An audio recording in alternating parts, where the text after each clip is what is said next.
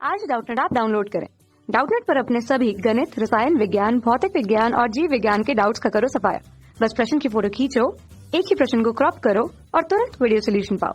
अभी डाउनलोड करें। हेलो दोस्तों, हमारा प्रश्न है, क्या किनारों पर बंधी डोरी पर जाती अप्रगामी तरंग के लिए प्रस्पंदों तथा निस्पंदों के लिए संख्याओं का जोड़ सदा विषम होता है, हमें बताना है। ठीक है, तो देखिए किनारे से बंधी रस्सी की अगर हम बात करें, ठीक है, तो ये क्या है कि ये दो समतल हम परिबद्ध सीमा ले रहे हैं, जिसमें हम क्या कर रहे हैं कि एक रस्सी को बांध रहे हैं।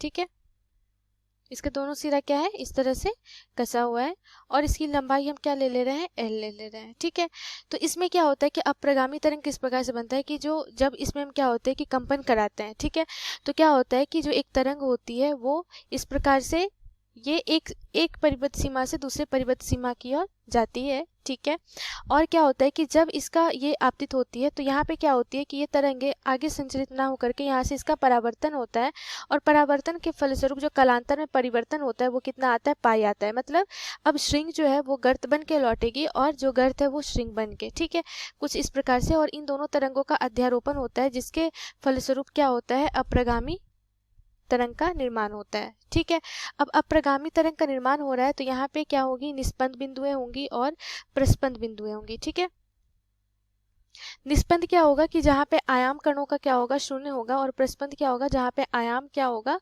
जो कण का होगा वो क्या होगा, अधिकतम होगा। ठीक है, ये हो गई। अब यहाँ पे बोला जा रहा है कि क्या किनारे पे बंधी डोरी पे जाती अप्रगामी तरंग के लिए प्रस्पंद तथा निस्पंदों के लिए संख्याओं का जोड़ सदा विषम होता है, वो हमें देखना है। तो देखिए यहाँ पे हर एक विधा के लिए अगर हम बात करें, ठीक है, तो इसके लिए हम क्या करते हैं, मूल विधा के लिए अगर हम देखें तो मूल विधा में जो जाती अप्रगामी तरंग बनेगी किस प्रकार से बनेगी कि इसके दोनों परिबद्ध सीमाओं पे हमें हमेशा क्या प्राप्त होगा, निस्पंद प्राप्त होगा। ठीक है, ये निस्पंद, और बीच में हमें क्या प्राप्त होता है, प्रस्पंद प्राप्त होता है। ठीक है, तो यहाँ पे प्रस्पंदों की संख्या क्या बन रही है, इसमें देखेंगे तो दो निस्पंद है, एन क्या है, 2 है। ठीक है, और प्रस्पंद कितने हैं, एंटीनोड ये 1 है। ठीक है, अब इसके लिए हम क्या करते हैं कि ये तो हमारी क्या है, मूल विधा। ठीक, प्रथम अधिस्वरक के लिए देखेंगे तो ये कुछ इस प्रकार से बनेगा। ठीक है, कि दोनों सिरे पे हमें क्या प्राप्त होगी, निस्पंद। ठीक, और यहाँ पे हमें एक और निस्पंद प्राप्त होंगी और 2 प्रस्पंद प्राप्त होंगी। ठीक है, तो यहाँ पे देखिए कि निस्पंदों की जो संख्या है वो कितनी आ गई, 3, और प्रस्पंद की संख्या कितनी आ गई, 2। ठीक, तो यहाँ पे प्रस्पंद तथा निस्पंदों की संख्याओं का जो जोड़ है, तो देखिए यहाँ पे दोनों को जोड़ेंगे तो कितना आ गया, 3 आ गया, और यहाँ पे जोड़ेंगे तो ये 5 आ गया। इसी प्रकार जब हम द्वितीय अधिस्वरक के लिए देखेंगे तो उसमें कितनी प्रस्पंदों की संख्या हो जाएगी, 4, और निस्पंदों की संख्या कितनी हो जाएगी, 4, और प्रस्पंदों की संख्या कितनी हो जाएगी, 3। ठीक है, और इन दोनों को ऐड करेंगे तो ये क्या आ जाएगा, 7 के बराबर। तो 7, 5 और 2 ये क्या है, विषम संख्याएं हैं। ठीक है, तो यहाँ से ये क्या सिद्ध होता है कि जोड़ सदा विषम होगा, तो ये हमारे प्रश्न का उत्तर जो होगा वो होगा हाँ।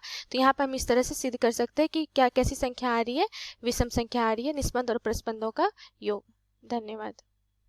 कक्षा 6 से 12वीं से लेकर नीट, IIT, JEE वो एडवांस के लेवल तक 1 करोड़ से ज्यादा छात्रों का भरोसा। आज ही डाउनलोड करें डाउटनेट ऐप या व्हाट्सएप करें अपने सारे डाउट्स 8400 400 400 पर।